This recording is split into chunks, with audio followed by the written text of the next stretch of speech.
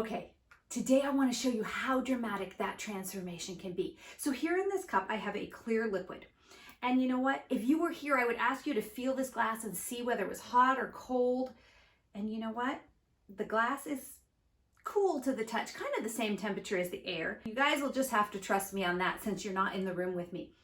But if we were going to make this liquid transform, what would we have to do?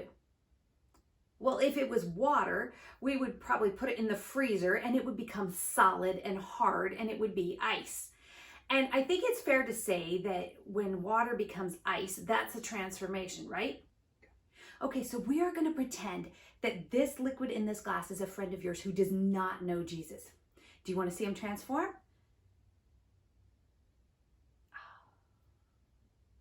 Wait, nothing happened. Why didn't anything happen? Oh yeah, that's because they don't know Jesus yet. And in order to be transformed, you have to know Jesus. So you could share the ABCs with your friend. You could use the cross and the bridge that we talked about last week. You could tell your story to them. And you could invite them to church. And maybe somewhere during all of that, your friend decides, you know what? I want to have a relationship with Jesus too. I want to be connected to him. And as soon as they begin that relationship with Jesus, guess what happens?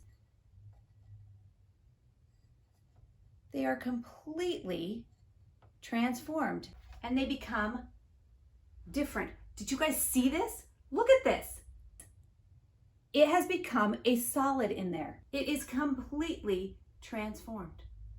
That is so crazy cool. And you know what? My glass feels kind of hot now. I was worried I wasn't gonna get my finger out of there. And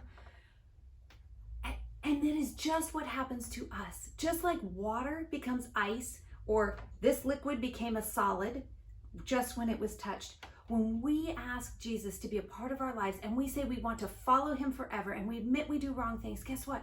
We are completely transformed.